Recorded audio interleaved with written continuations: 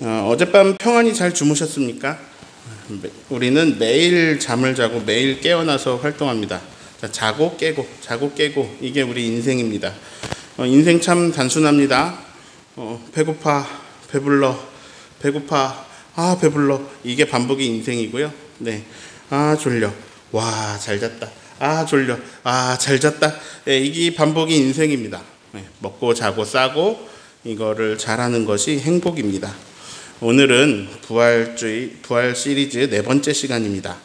오늘은 주영광교회 부임에서 처음 하는 이야기 할 거예요. 사람은 언제 부활하는가? 부활의 시점에 대해서 이야기해 보려고 합니다. 이제 여기까지는 잘 아실 거예요. 아담의 몸이 먼저다. 부활체가 나중이다. 그 중간 과정이 죽음이다. 우리들 차원에선 죽음까지만 보여서 죽는 게 끝인 것 같지만 그 후에는 더 좋은 몸을 입고 살게 된다. 예, 부활은 현실입니다. 창조 세팅이 그래요. 우리는 나이를 먹으면서 몸이 조금씩 약해집니다. 세팅이 그래요. 네, 그러다가 죽어요. 그것도 창조 세팅의 일부분입니다. 그리고 부활합니다. 나는 지금 왜 살아있지? 이거를 충분히 고민해 보세요. 제가 해봤거든요. 충분히 고민해봤거든요. 결론이 이렇게 납니다. 지금 이 시간 나에게 생명 주셔서. 그래서 살아있어요. 생명 거두시면 죽고요. 또 생명 주시면 또 살아야 됩니다. 네, 하나님의 세팅은요, 생명 주시고 그 이후에 더 좋은 생명을 주시는 거예요. 그렇게 세팅되어 있습니다. 한 집사님이 이 부활에 관한 증언을 들으시고 이런 말씀을 하셨습니다. 목사님, 죽는 거 아무것도 아니네요. 죽음이 전혀 두렵지 않네요. 네, 죽음에게 이렇게 말해도 됩니다. 사망아, 너의 쏘는 것이 어디 있느냐? 이렇게 막 비웃어도 돼요. 사망을 비아냥거리셔도 됩니다. 약 올려도 됩니다. 예, 사실 내가 죽는 건 별 문제 없어요. 근데 남은 사람을 생각할 때 좀 걱정이 생기는 거죠. 근데 그것마저도 걱정 안 해도 되는 것은 남은 사람은 알아서 잘 삽니다. 네. 그리고요, 남은 사람도 머지않아 죽어요. 그래서 또 만나요. 예, 그래서 좀 스케일을 크게 해서 보면 걱정할 게 아무것도 없습니다. 네. 짜잘한 걱정은 우리 삶에 필요한 거니까 하세요. 뭐 좀 놔두시고요. 대부분의 교인들은 제가 증언한 것, 지금 3주간 증언한 것에 대해서 별 생각 없이 아멘 하고 받아들이셨을 거예요. 그런데 성경을 좀 읽으신 분들이나 교회에 오래 다니신 분은 이걸 아멘으로 받아들이면서 살짝 뒤에 덧붙이는 게 있으셨을 거예요.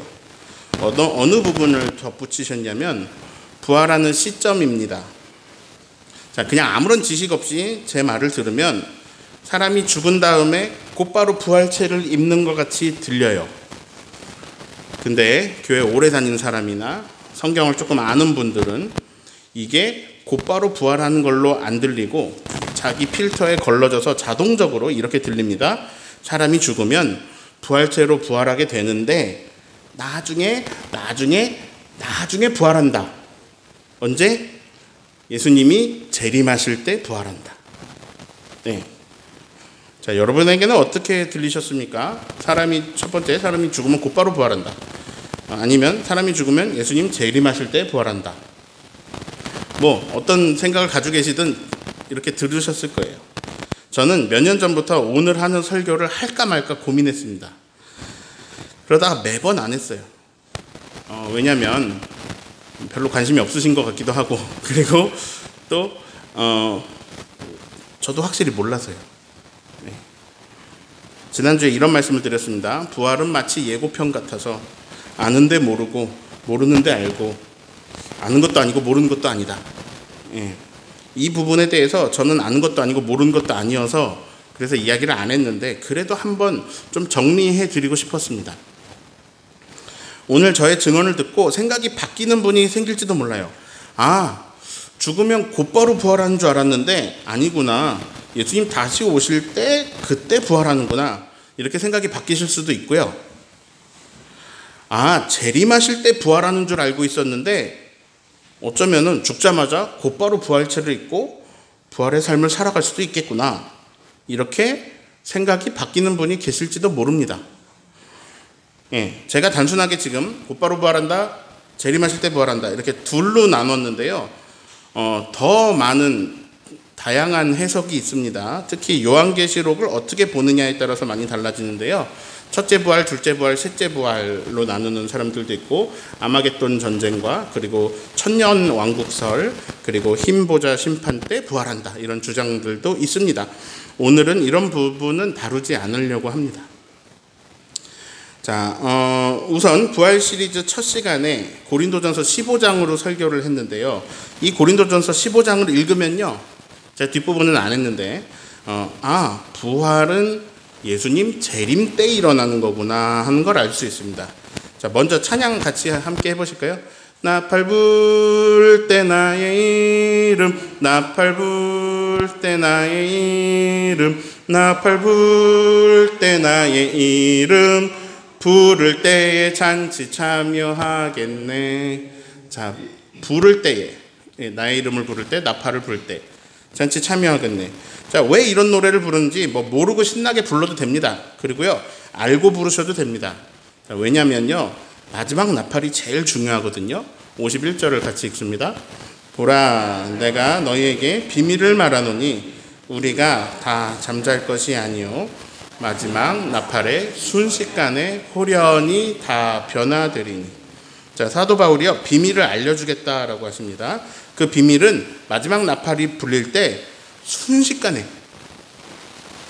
일어나는 일이라는 거예요. 자, 무슨 일이 일어나는지 두 글자로 설명을 했습니다. 변화가 일어난다. 52절을 읽습니다. 나팔 소리가 나매 우리도. 자, 죽은 사람들이 무엇으로 살아납니까? 썩지 아니할 것으로. 이거를 이제 우리가 부활체라고 부르기로 했죠. 죽은 사람들이 부활체로 살아난다. 자, 그 타이밍이 언제라고요? 나팔 소리가 나매. 자, 근데 예수님 재림하실 때, 그때 이제 안 죽고 이렇게 살아있는 사람들 있잖아요. 그 사람들은 변화를 합니다. 그러니까 아담의 몸에서 부활체로 죽음을 거치지 않고 바로 변화를 하는 거예요. 네, 성경에 의하면 그런 사람이 2명 있습니다. 에녹은 죽음을 보지 않고 하늘로 올려졌습니다. 엘리야도 죽음을 보지 않고 회오리 바람으로 하늘로 올려졌습니다. 에녹과 엘리야는 아담의 몸에서 어떤 천상세계에 살 수 있는 몸으로 바로 변화를 했을 거라고 여겨집니다. 예수님 재림 때 살아있는 사람은요, 아담의 몸에서 부활체로 변화합니다. 53절을 읽습니다. 이 썩을 것이 반드시 썩지 아니할 것을 입겠고 이 죽을 것이 죽지 아니함을 입으리로다. 자, 이 썩을 것이 뭐예요? 아담의 몸이 반드시 썩지 아니할 것, 뭐죠? 부활체를 입겠고, 이 죽을 것이 아담의 몸이 죽지 아니함, 뭐예요? 부활체를 입으리로다. 네. 오늘 읽은 데살로니가전서 4장에도 이 나팔 소리에 대한 말씀이 나오는데 여긴 좀 더 자세하게 기록되어 있어요. 13절부터 좀 한 절씩 읽겠습니다. 같이 13절 읽습니다. 형제들아, 자는 자들의 우리가 원하지 아니하노니 이는 소망 없는 다른 이와 같이 슬퍼하지 않. 자는 자는 이제 죽은 사람들을 말합니다. 죽은 사람들에 관해서 너희가 모르고 있는 것을 원하지 않는다. 왜냐하면 부활을 몰라서 소망이 없는 다른 사람들과 같이 슬픔 속에서 살지 않게 하기 위해서다. 자, 15절을 읽습니다.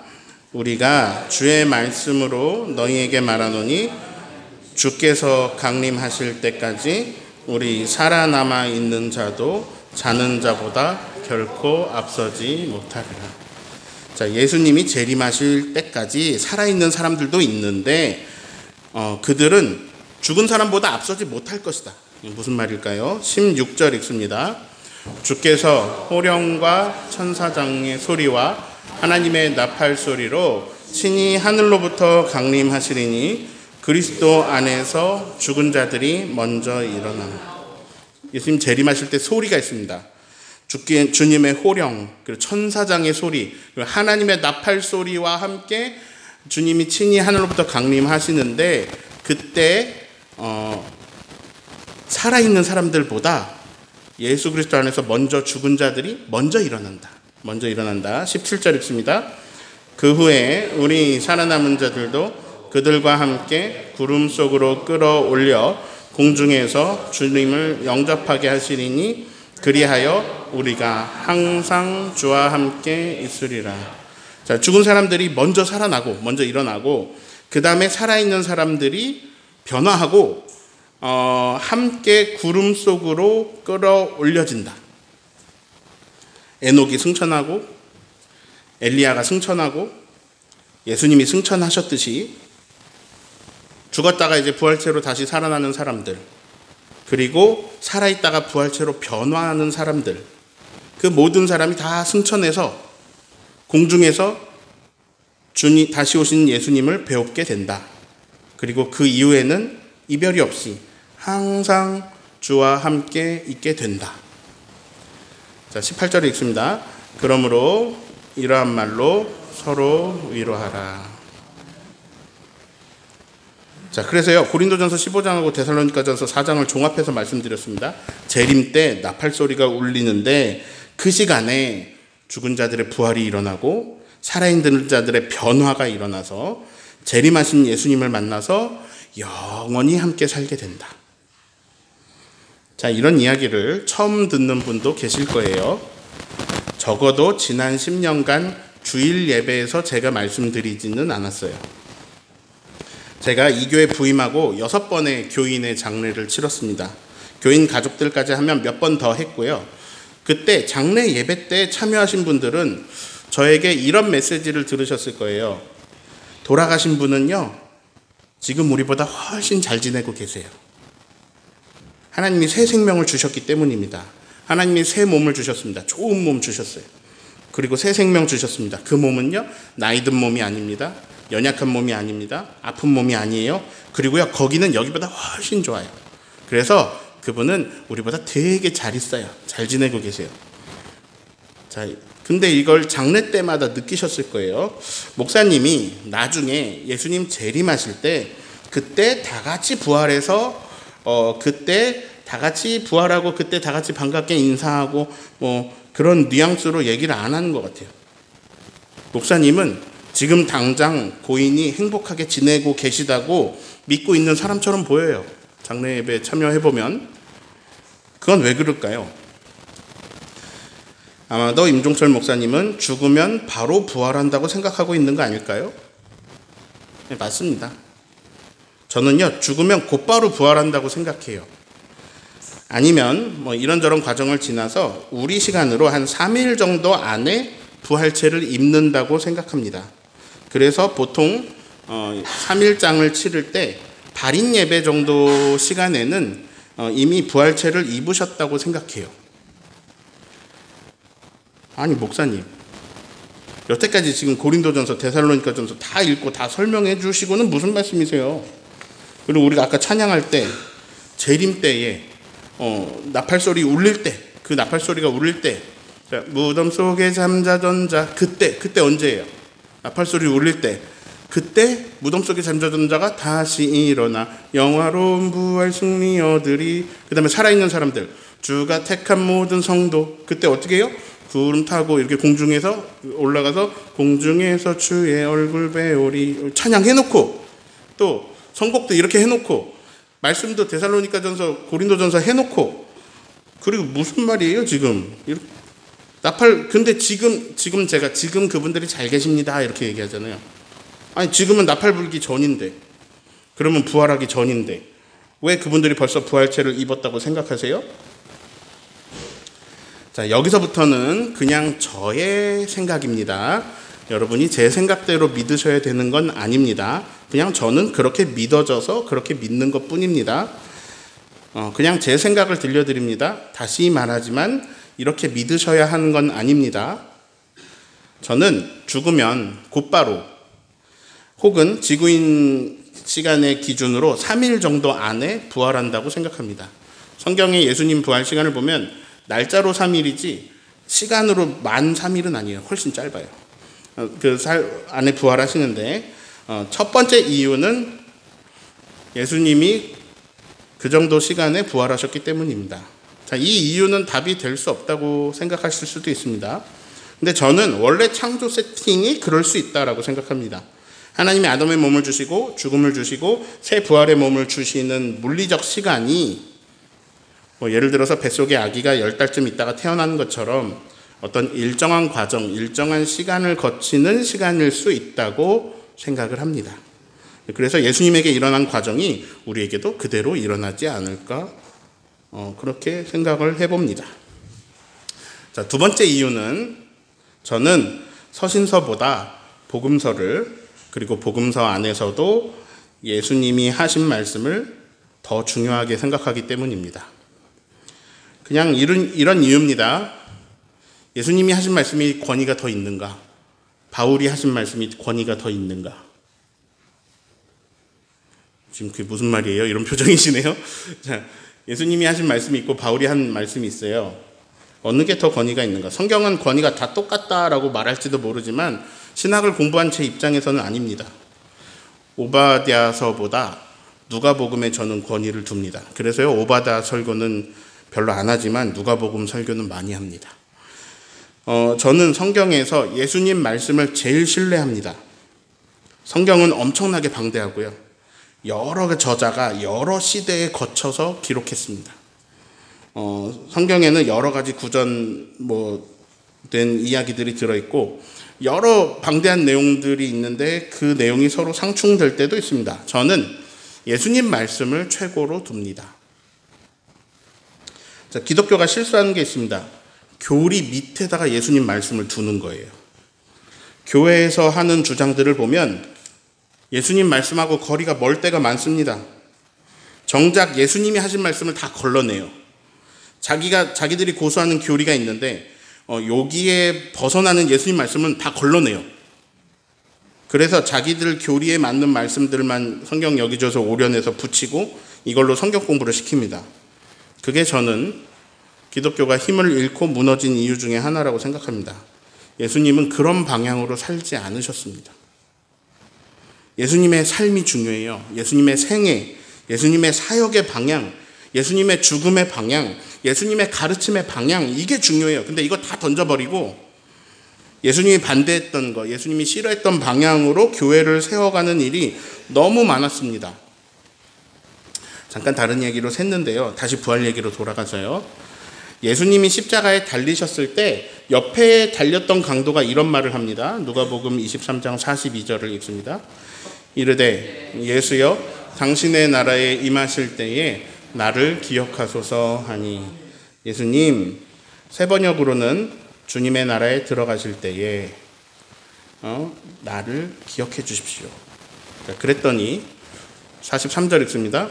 예수께서 이르시되 내가 진실로 너에게 이르노니 오늘 네가 나와 함께 낙원에 있으리라 하시니라.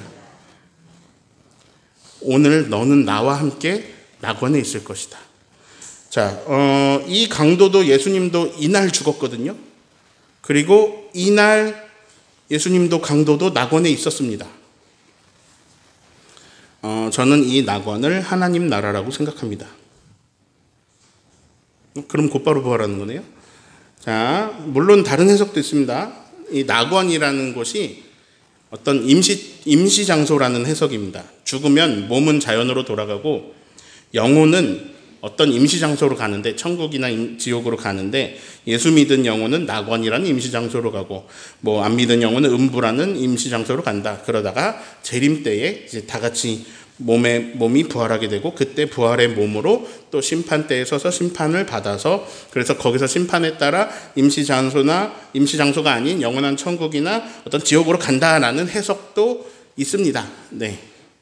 이게 이 해석이 틀렸다 이렇게 말하기도 어렵습니다. 근데 이런 해석은요, 고린도전서, 데살로니가전서, 그리고 예수님 말씀 이거 다 모두 만족시키려고 나온 거거든요.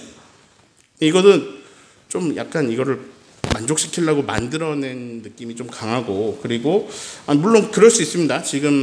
방금 설명한 대로.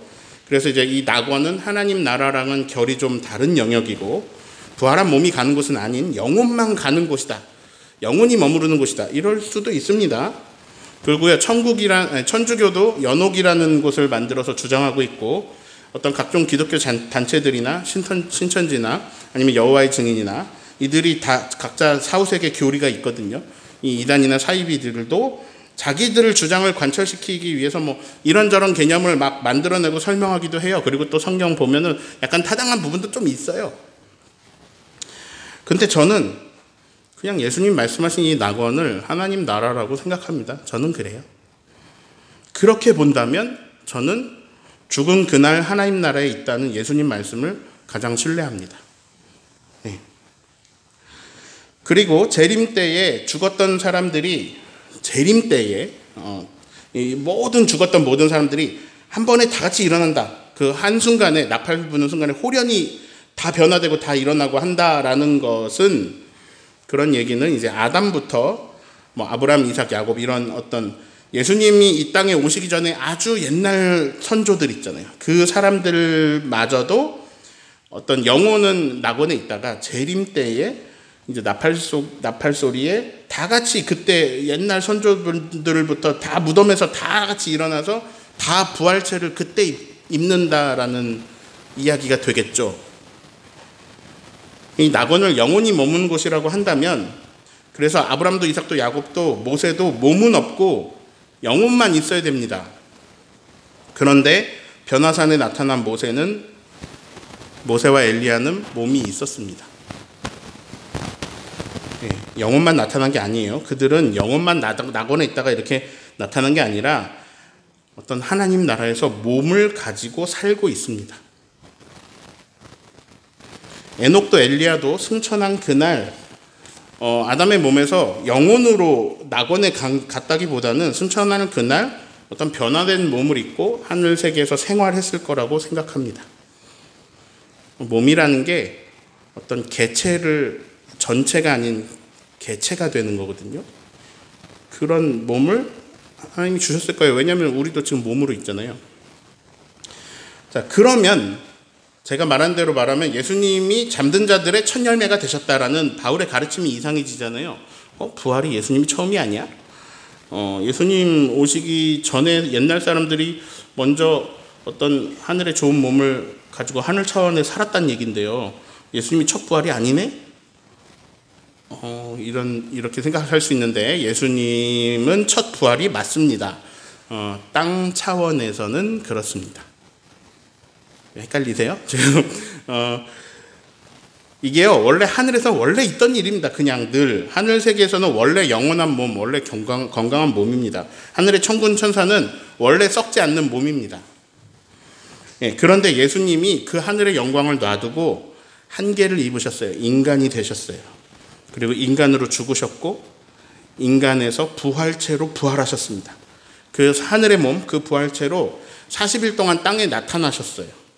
40일 동안 여러 번, 여러 군데, 여러 사람 앞에 나타나셔서 중복해서 나타나셔서 그래서 이게 완전히 부인할 수 없는 증거가 돼서 사람들이 진짜로 부활하게 되는 것을 믿게 하셨어요.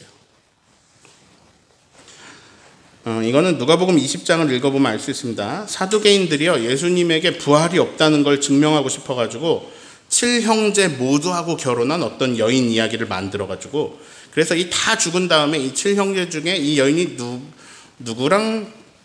누구의 부인이 되냐 이렇게 물어봅니다. 그때 예수님이 하신 말씀, 그 말씀이 저는 이 부활과 하나님 나라에 대한 힌트를 얻는 데 있어서 우리가 그 예고편을 보는 데 있어서 가장 중요하다고 생각합니다. 너희가 성경도 모르고 하나님의 능력도 몰라서 오해해서 그래. 부활 때는 시집장가를 가지 않아.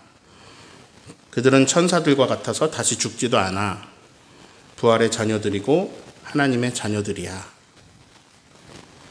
그리고 죽은 자가 살아난다는 것에 대해서 모세도 가시떨기에 관한 글에서 하나님을 이렇게 고백했는데 하나님이 이렇게 계시하셨는데 나는 아브라함의 하나님, 이삭의 하나님, 야곱의 하나님이다. 이렇게 계시하셨는데 그게 무슨 말이냐면 이게 이제 여기서 가장 중요한 말씀이에요. 누가복음 20장 38절을 읽습니다. 하나님은 죽은 자의 하나님이 아니요 살아있는 자의 하나님이시니라. 하나님에게는 모든 사람이 살았느니라 하시니. 부활에 있어서 예수님의 이 증언이 제일 중요합니다. 하나님은 죽은 자의 하나님이 아니다. 하나님은 살아있는 자들의 하나님이다. 너희는 성경도 모르고 하나님의 능력도 모른다. 그러니까 오해한다. 그래서 너희는 다 죽은 줄 알고 있다. 아니다. 하나님에게는 아브라함도 이삭도 야곱도 하나님에게는 그 모든 사람이 살았느니라. 자, 이거는요. 자, 몸이 죽어서 자연으로 돌아가고 영혼이 어디 뭐 낙원이든 어디든 어느 공간에 그 영혼만 살아있다라고 보기가 어렵습니다. 그러기에는 너무 많은 천사가 몸으로 땅에 나타났어요. 영혼만 온 게 아니고 몸으로 나타났어요. 너무 많은 천사가 몸으로 땅에 나타나 사라졌습니다. 그리고 변화산에 모세와 엘리야도 하늘 세계에 몸으로 나타났어요. 자, 그래서 우선 땅에서 죽어서 무덤 속에 대기하고 있다가 재림 때 짠 살아나는 느낌보다는 지금 하늘 차원의 어떤 살아있는 몸을 가지고 살아있는 존재의 느낌으로 예수님이 말씀하셨습니다. 그래서 그냥 예수님 말씀만 보면 죽으면 바로 낙원에서 살아갑니다. 예, 하나님에게는 모든 사람이 살아있습니다. 저는 그래서 그렇게 믿어요. 네, 동의 안 하셔도 됩니다. 네, 안 하셔도 돼요. 그 다음엔 이런 말씀을 하세요. 예수님을 다윗의 자손이라고 말하는데 다윗이 예수님을 주라고 고백하지 않았냐? 이 말이 무슨 말이냐면 예수님이 땅에 오신 건 다윗보다 늦게 오셨어요. 근데 예수님이 다윗보다 먼저 계신 분이라는 말이에요. 예수님은 창세 전부터 계셨던 분입니다. 그때 인간의 몸 입고 계신 거 아니에요. 그러니까 하늘의 몸으로 계시다가 여기에 그 모든 걸 다 놔두고 여기에 아담의 몸을 입고 아기로 오신 거죠. 근데요, 부활의 몸은 아기로 시작해서 성장하는 몸이 아닙니다. 늙어가는 몸도 아닙니다. 네, 썩어질 몸도 아닙니다. 그래서 한계가 없는 세계에서 한계가 있는 세계로 오신 것뿐입니다. 그래서 한계를 입으시고 한계대로 죽으시고 그래서 거기서 부활하셔서 다시 하늘 세계의 몸으로 한계 없는 몸으로 땅에 나타나시니까 땅에서는 그거 보고 놀라가지고 막 땅 차원의 기록물들을 막 남긴 겁니다. 그게 성경이 된 겁니다. 갑자기 나타나셨다가 갑자기 사라지고 막 진짜로 죽었는데 진짜로 살아나고 이거를 사람들이 경험한 겁니다. 엠마오로 가던 두 제자가요, 놀라가지고요, 예수님 살아나신 거 보고 놀래가지고 원래는 이제 거기서 예수님하고 자고 다음날 갑시다 이랬거든요. 근데 놀래가지고 그 다음날 간 것도 아니고 그 즉시 다시 예루살렘으로 돌아갔습니다. 근데 그 거리가 10km예요. 여기서 제주 도청까지가 10km입니다. 거기까지 걸어갔는데 부활하신 예수님, 진짜로 부활하신 자기 스승님을 만나고 너무 놀랐고 그 소식 전하려고 다시 그 10km를 돌아온 겁니다. 그래서 거기서 막 제자들을 만나갖고 와, 예수님 진짜로 부활하셨어. 여인들의 말이 헛소리가 아니었어. 막 이런 얘기 하고 있는데 그때 예수님이 또 그들 사이에 나타나셨어요. 그래서 이 두 제자가 하는 말이 진짜라는 걸 나머지 제자들한테도 확인시켜 주십니다. 예수님이 나타나셔서 평강이 있으라 하시는 거예요. 이 제자들이 이 현실을 부활을 목격했습니다. 그래가지고 이게 너무 놀라가지고 이제 이 소식을 막 전하고 다녀야 할 건데 예수님이 아니 돌아다니지 말고 모여 있어. 예루살렘을 떠나지 마. 이렇게 말씀하세요. 모여서 기도해. 근데 말씀하신 대로 예루살렘에 있는 마가의 다가락방에 모여서 기도하는데요, 그들에게 성령이 임합니다. 자, 부활을 직접 목격했어요. 근데 성령이 임하시니까요, 이들은 이제 더 이상 두려운 것도 없고 숨어 있지 않습니다. 이 놀라운 얘기를 전하고 막 전합니다. 그 이야기들의 일부가 성경으로 기록되어 있습니다. 그래서 이게 우리에게 전해졌습니다. 그래서 우리는 그날의 생생한 증언을 그 부활, 죽은 자의 부활이 현실이라는 걸 우리가 지금 알게 되는 거예요. 죽었는데 다시 하늘의 몸을 다시 땅에서 보여주신 예수님의 부활로 인해서 부활을 그분들이 직접 그 제자들이 경험하고 나서 그리고 깨닫는 거야. 아, 이분이 하셨던 말씀들이 다 진짜구나, 진리구나. 그러면서 이 말씀이 깨달아지는 거야. 하나님에게는 모든 사람이 살았느니라. 이 말이 진리라는 걸 알게 됩니다. 예, 하나님에게는 모든 사람이 살아 있습니다. 우리 눈에 안 보이면 사라지는 게 아닙니다. 하늘 차원이 어떤 차원인지 알 수 없지만 그냥 우리가 여태까지 밝혀낸 우주만 해도요, 어마어마하게 너무너무 엄청난 세계가 있습니다. 우리 은하, 맨날 말하는 우리 은하 안에만 태양과 같은 별이 2,000개가 넘는다 그래요. 그럼 지구 같은 별이 우리 은하 안에, 우리가 지구가 있는 은하 안에 지구 같은 별이 또 있을 수도 있어요. 그런데 이제 관측 가능한 우주라고 말하는 그 관측 가능한 우주 안에서만 은하가 수천억 개가 발견되었습니다. 그러니까 하나님의 스케일은요, 너무 크고 인간은 너무 작아요. 그래서 인간이 보는 수준은 인간의 지각, 인간의 인식 안에서 이루어집니다.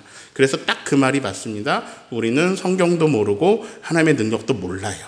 그래서 오해해요. 예, 오해하는 게 우리 역할입니다. 괜찮습니다. 오해해도 돼요. 근데 보여주시는 만큼 알게 된다면 우리는 계속 우리 수준으로 생각하거든요. 우리가 보기엔 죽음이 끝으로 보입니다. 근데 그 하나님의 세계에서 오신 분이 알려주세요. 뭐라고 알려주시냐면 하나님은 살아있는 사람들의 하나님이다. 하나님에게는 모든 사람이 살아있다. 네, 안 받아들여지는 얼굴이지만 오해해도 됩니다. 우리 역할이 안 믿고 오해하고 이런 거예요. 네. 자, 우리는 여전히 우리 수준으로밖에 생각 못합니다. 그런데 예수님이 이런 말씀을 하셨어요. 같이 읽어봅니다. 요한복음 14장 29절입니다. 이제 일이 일어나기 전에 너희에게 말한 것은 일이 일어날 때 너희로 믿기 하며. 예수님이요, 베드로의 고백 이후에 계속 이 얘기를 하시거든요. 내가 잡히고 죽고 다시 살아날 거야. 이거를 미리 말씀해 주신 이유는 예수님이 잡히고 죽고 다시 살아났을 때 그때 믿게 하기 위해서다. 미리 말씀해 주시는 이유는. 그 일이 근데 다 일어났고요. 제자들은 이 말씀하신 것들을 다 경험하고 그리고 나서 성령 받고 그리고 온전히 믿게 되었습니다. 이거 진짜네. 예수님 말씀하신 거 다 사실이네. 그래서요, 후대에 알려진 제자들의 죽음에 대한 전승을 보면 제자들은 죽을 때 두려워하지 않습니다. 왜 그러겠어요? 이 부활을 완전히 믿는 거예요. 그들은 알게 되었어요. 우리도 죽으면 부활하는구나. 우리가 봤던, 우리가 만졌던 예수님과 같은 몸으로 내가 부활하는구나. 이걸 알게 되니까요, 그냥 죽어요. 자, 말씀을 정리하면서요, 저는 죽으면 곧바로 부활할 거다라는 생각하는 저 개인의 주장에 대한 또 다른 근거를 오늘 말씀, 오히려 데살로니가 전서에서 함께 보려고 합니다. 14절을 읽습니다. 우리가 예수께서 죽으셨다가 믿으셨는데 이와 같이 예수 안에서 자는 자들도 하나님이 그와 함께. 예수님이 부활하신 것을 우리가 믿는데 예수 안에서 자는 자들, 먼저 죽은 자들이죠. 이들을 하나님께서 예수님과 함께 데리고 오시리라. 재림 때에 하나님께서 예수님하고 먼저 죽은 사람들을 데리고 오신다는 얘기예요. 근데 여기에 두 해석이 있습니다.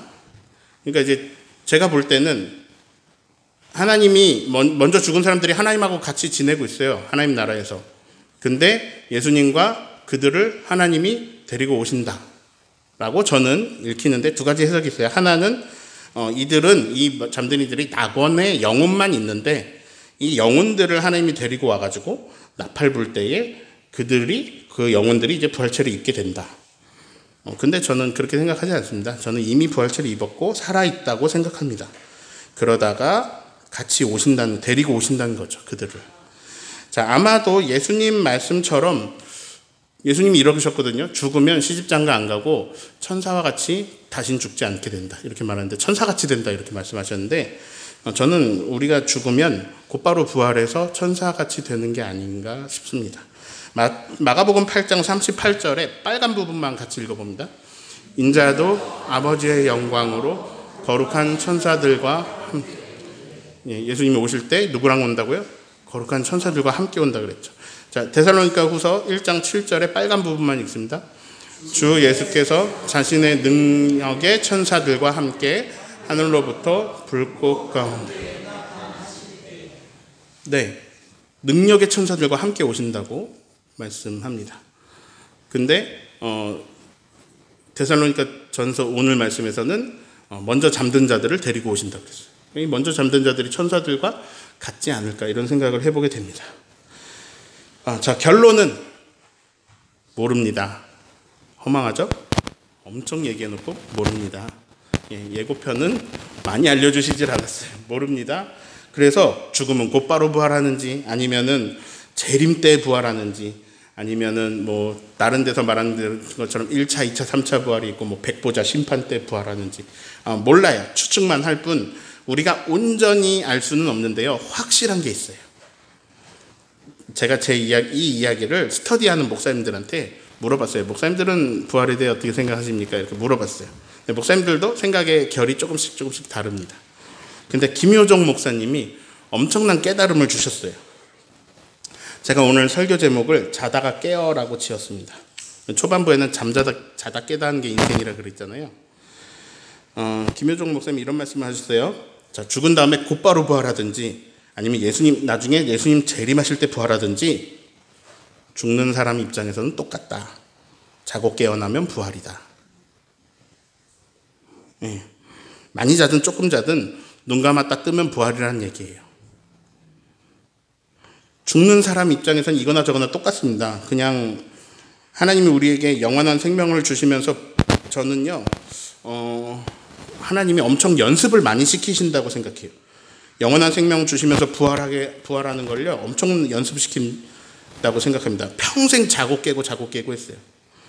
그래서 우리는 자고 깨는 게 뭔지 알아요. 그런 거예요. 죽음은 그냥 자다가 깨워주실 때 깨는 거. 근데 자고 일어나면 우리는 젊은 부활체를 입고 있어요. 환상적인 거죠. 자, 즉 이제 죽는 사람 말고 그냥 땅에서 살아있는 사람한테는 부활의 시점이 논쟁거리가 될 수도 있는데요. 죽는 사람한테는 아무 문제도 아니에요. 네. 여러분도 관심도 별로 없었지만 제가 열심히 얘기해가지고 관심이 잠깐 생겼다가 다시 어차피 자다 깨면 부활하는구나 이렇게 되셨어요. 네. 저는 곧바로 부활한다고 생각하는 사람이기 때문에 세월호의 아이들, 천안함의 장병들, 4.3의 희생항 당하신 분들, 먼저 떠난 우리 할머니, 할아버지, 먼저 떠난 우리의 가족들, 친지들 다 천사와 같이 엄청 좋은 삶을 누리고 있다고 생각합니다. 우리보다 훨씬 좋죠. 우리보다 훨씬 좋은 삶을 살고 있습니다. 그런데 그게 아니고 재림 때까지 자고 계셔도 그래도 괜찮죠. 꿀잠 자는 건 부러운 일이잖아요. 자, 어차피 영원에 빗대어 보면 찰나와 같은 삶을 우리가 사는데 결국 자고 깨면 다 같이 좋은 세상을 사는 겁니다. 그래서 예고편에 의하면 이게 하나님의 세팅이에요. 결국 자다 깨면 환상적인 삶을 산다. 이걸 벗어날 방법은 없습니다. 저는 앞으로도 누군가 떠나실 때 곧바로 부활하셨다고 전할 겁니다. 그리고 잘 계시고 있다고 얘기할 거예요. 전 그렇게 믿어요. 그래서 그렇게 할 겁니다. 오늘 낙원에 있을 것이다 하셨어요. 목사님이 그런 이유로 그렇게 생각하는구나. 그 부분은 나하고 좀 생각이 다르구나. 이렇게 생각해 주시면 됩니다. 그리고 이제 개인적인 체험은 객관화할 수 있는 건 아닙니다. 그렇지만 우리 어머니가 돌아가셨을 때 발인할 때 우리 어머니가 춤추는 모습을 보셨습니다. 근데 아무도 못 보고 우리 할머니만 보셨는데 하나님이 우리 할머니만 변화산 체험을 시켜주셨어요. 거기서 부활하고 부활의 몸을 입어 춤추면서 기뻐하시는 저희 엄마를 보게 하셨습니다. 할머니만. 그래서 저는 곧바로가 더 맞는 것 같습니다. 그리고 이제 한사랑교회에 방문한 비기독교인 중국인이 있었는데 여러 번 얘기했죠. 이 중국인이 어린이 성가대와 함께 찬양하는 천군과 천사들을 봅니다. 그리고 깜짝 놀라요. 양을 치던 목자들은요, 예수님 오시던 날에 하늘에는 영광, 땅에는 평화라고 천군과 천사가 찬양하는 모습을 봅니다. 그들도 몸으로 나타났습니다. 엘리사와 게하시는 아람 군대보다 더 많이 자기들을 둘러싼 불말과 불병거를 봅니다. 베드로와 야고보와 요한은 변화산에서 모세와 엘리야를 봅니다. 천사가 되게 많이 왔는데 성경에 수많은 사람들이 천사를 봅니다. 하나님에게는요, 모든 사람이 살아 있습니다. 우리가 안 본다고, 우리에게 안 보인다고 없는 게 아닙니다. 부활은 현실입니다. 죽을 때, 그래서요, 우리는 죽을 때 기분 좋게 죽으면 됩니다. 이제 자고 일어나면 좋은 몸이다, 부활의 몸이다. 우린 자고 일어나면 부활합니다. 그 큰 소망으로 살아가는 저와 여러분 되시기를 예수님의 이름으로 축원합니다.